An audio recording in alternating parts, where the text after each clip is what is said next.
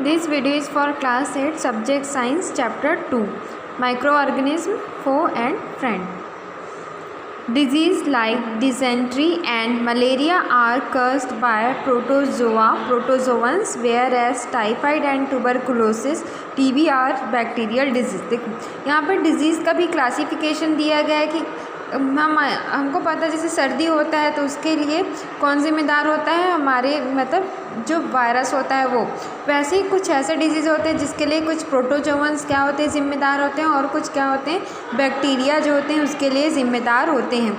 Disease like dysentery मतलब पेचिस, मतलब बार बार आपको क्या होता है, वॉशरूम जाना पड़ता है, टॉयलेट ज़्यादा होता है, तो उस टाइप का जो डिजीज़ है उसके लिए प्रोटोजोअन्स क्या रहते हैं, जिम्मेदार रहते हैं। जैसे मलेरिया है, मच्छर के काटने से, मतलब जो फीमेल एनोफिलीस मॉस्क्यूटो या फीमेल एनोफिलीस मच्छर के काटने से क्या होता है, जो डिजीज़ होता है हमको वो उसको बोलते हैं मलेरिया। वैसे ही टाइफाइड जो होता है जिसमें आपको बार बार फीवर आता है, तो टाइफाइड और ट्यूबरकुलोसिस जो टीबी मतलब एक खांसी से संबंधित जो डिजीज़ होते हैं वो सब क्या होते हैं, बैक्टीरियल डिजीज़ होती हैं। You have learn about some of these microorganism in class 6 and 7। आप ऐसे माइक्रो ऑर्गेनिज्म के बारे में 6 और 7 क्लास में पढ़ चुकी हो। देखो फिगर में देखो, यहाँ आपका क्या है, बैक्टीरियल सेल, इस टाइप का क्या होता है, बैक्टीरिया सेल होता है, बैक्टीरिया जो होता है दिखाई देता है। नेक्स्ट देखो ये हमारा क्लाइडोमोनास, ठीक है, ये एल्गी में रहता है, ये स्पायरोगैरा, ये आपका अमीबा, ये सब सिंगल सेल्स, ये सब क्या है, सिंगल सेल माइक्रो ऑर्गेनिज्म है। देखो अमीबा और ये पैरामीशियम आपके पानी में रहते हैं, यहाँ तक हम जो पानी पीते हैं नल का, उस पानी में भी अमीबा और पैरामीशियम सर्वाइव करते रहते हैं, ठीक है। तो ये इतने माइक्रो ऑर्गेनिज्म सूक्ष्म रहते हैं कि वो हमको दिखाई नहीं देते। जैसे ब्रेड में जो फंगी उगता है, जाल टाइप का जो स्ट्रक्चर बनता है वो ब्रेड मोल्ड रहता है, जो इस टाइप का स्ट्रक्चर, इसमें स्पोर्स बनते हैं, बीज बनते हैं और ये फटते हैं। ये पेनिसिलियम का फंगी है, ठीक है। ये है एस्परजिलस, ये भी एक टाइप ऑफ फंगी है। देखो वायरस के स्ट्रक्चर, देखो वायरस इस टाइप्स के होते हैं, वायरस के स्ट्रक्चर आपका इस टाइप का रहता है, क्रिस्टल शेप में ये लोग रहते हैं वायरस का स्ट्रक्चर। नेक्स्ट पॉइंट देखो, where do microorganism live. Microorganism में be single cell like bacteria, some algae and protozoan. तो माइक्रो ऑर्गेनिज्म हमेशा कैसे रहते हैं, सिंगल सेल रहते हैं, ठीक है, मल्टीपल सेल नहीं रहते। कैसे रहते हैं, ये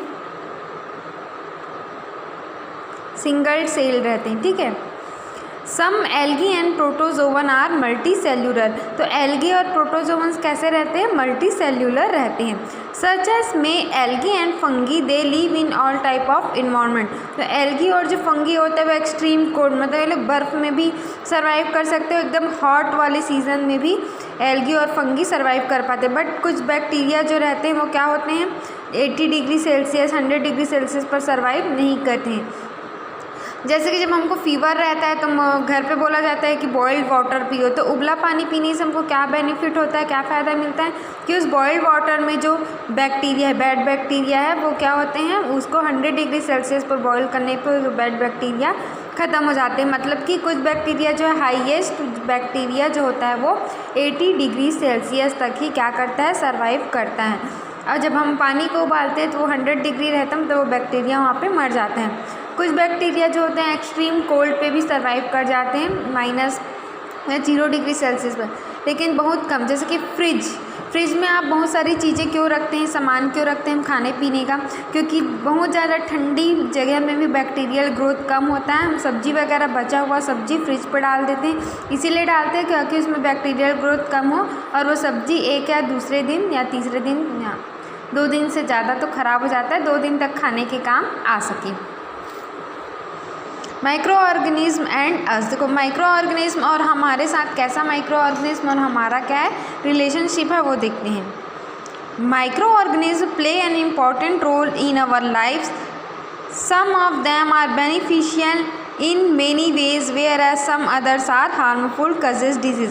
पहले भी हम इसके बारे में पढ़े कि माइक्रो ऑर्गेनिज्म हमारा फो भी है, एनिमी भी है और हमारा फ्रेंड भी है, ठीक है। तो किस वे में वो हमारा फ्रेंड है और किस वे में वो हमारा एनिमी बन जाता है ये देखेंगे।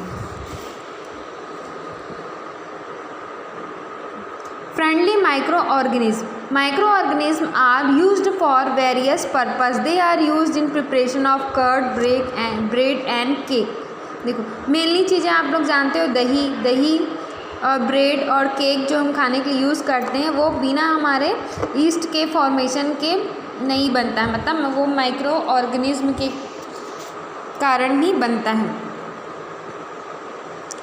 Micro organism have been use for the production of alcohol since ages. बहुत पहले से ही हम क्या करते हैं, माइक्रो ऑर्गेनिज्म का यूज़ एल्कोहल प्रिपरेशन में भी करते हैं।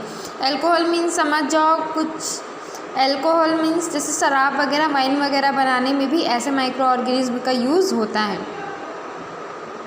देखो कुछ बैक्टीरिया क्या करते हैं, सॉइल फर्टिलिटी को भी बढ़ाते हैं, ठीक है। सॉइल फर्टिलिटी को भी, जैसे आपने इसके बारे में पढ़ा है पिछले चैप्टर में भी, राइजोबियम बैक्टीरिया के बारे में, ठीक है। तो राइजोबियम बैक्टीरिया होता है, क्या काम करता है, आपका नाइट्रोजन फिक्सेशन का काम करता है। तो ये बैक्टीरिया की वजह से ही हमको हमारे सॉइल में क्या मिलता है, नाइट्रोजन जो होता है मिलता है, ठीक है। Making of curd and bread, देखो making of curd and bread, curd contains several microorganism for this bacterium. देखो ये कर्ड में पूछता है आपसे क्वेश्चन कि कर्ड में दही में कन्वर्ट करने के लिए, हम मिल्क को कर्ड में कन्वर्ट करने के लिए, दूध को दही में बदलने के लिए कौन सा बैक्टीरिया यूज़ होता है या उसमें कौन सा बैक्टीरिया आ जाता है, तो वह लैक्टोबैसिलस बैक्टीरिया। क्या आता है उसमें, लैक्टोबैसिलस बैक्टीरिया। आपने अगर सुबह दूध लिया 12 बजे तक, अगर आपने उसमें बॉईल नहीं किया तो उसमें इट सेल्फ क्या होते हैं, दूध में ही लैक्टोबैसिलस बैक्टीरिया ग्रोथ कर जाते हैं, जिसकी वजह से दूध फट जाता है और वो फिर कर्ड में कन्वर्ट होने लगते हैं। It multiplies in milk and convert into curd. Bacteria are also involve the making of cheese. देखो चीज़ बनाने में भी, पिकल्स बनाने में भी, अचार बनाने में भी गुड बैक्टीरिया हमारे लिए क्या करते हैं, हेल्प करते हैं। एन इम्पॉर्टेंट इंग्रेडिएंट ऑफ रवा, सूजी, idlis and bhaturas is curd. जैसे कुछ हम सूजी से कुछ चीज़ें बनाते हैं, हम छोले भटूरे बनाते हैं, उसमें हमको दही की ज़रूरत पड़ती है। तो ये सब चीज़ें हमको कहाँ से मिलता है, या डोसा बैटर बनाते हैं या इडली का बैटर तैयार करते हैं, तो ये सब चीज़ के लिए हमको एक ईस्ट की ज़रूरत पड़ती है या फिर हमको